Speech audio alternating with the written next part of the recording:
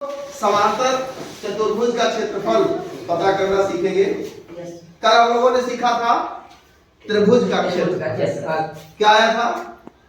आधार 1/2 आधार गुणे 1/2 गुणे आधार गुणे ऊंचाई। त्रिभुज का हम लोगों ने निकाला था। आज हम लोग निकालेंगे समांतर चतुर्भुज का क्षेत्रफल। तो पहले हम लोग देख लें समांतर चतुर्भुज होता कैसे। समांतर चतुर्भुज कुछ ऐसे होता है, ये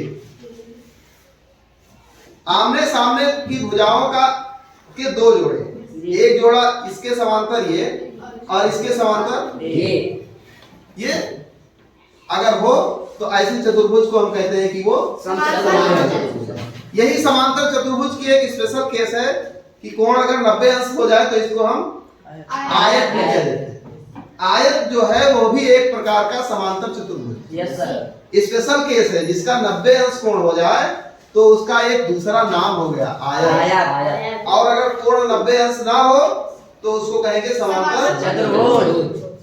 तो इस तरह की आकृति है, इसका हमको क्षेत्रफल पता करना सीखना। अब इस प्रकार की आकृति हम बना देते हैं बोर्ड पे।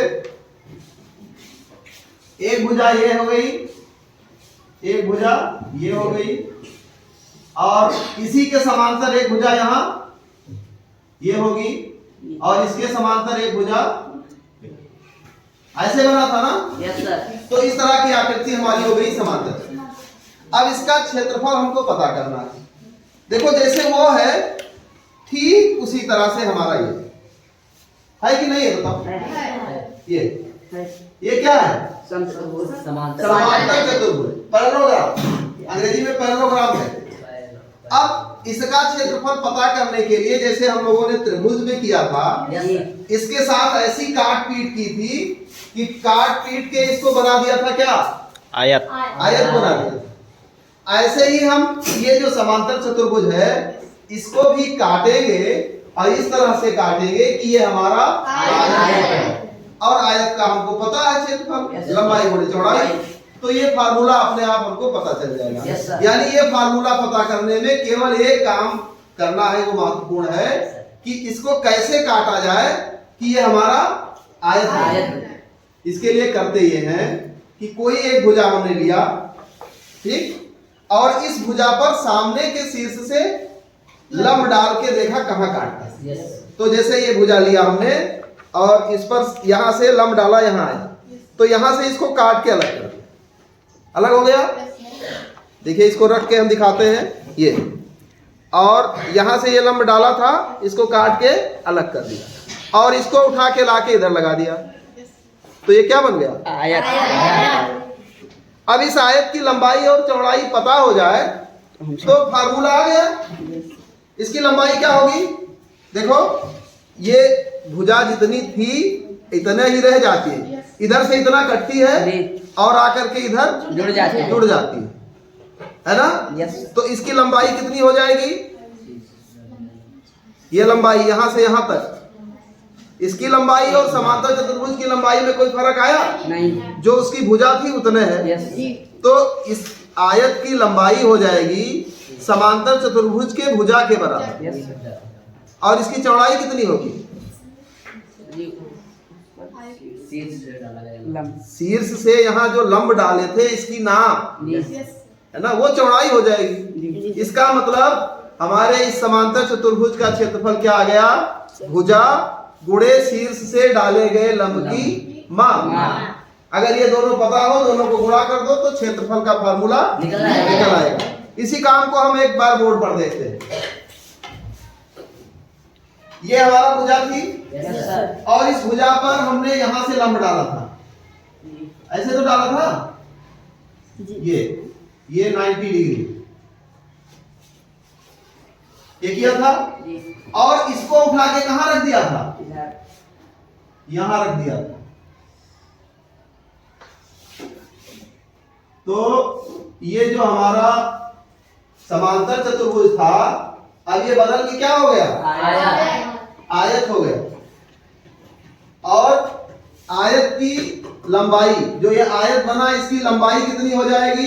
समांतर लंबाई हो गई समांतर चतुर्भुज की समांतर चतुर्भुज की चतुर्भुज कि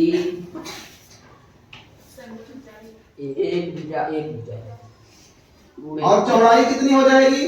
उस भुजा पर सम्मुख शीर्ष से डाला गया सम्मुख शीर्ष से डाले गए लंब की माप वो चौड़ाई हो जाएगी।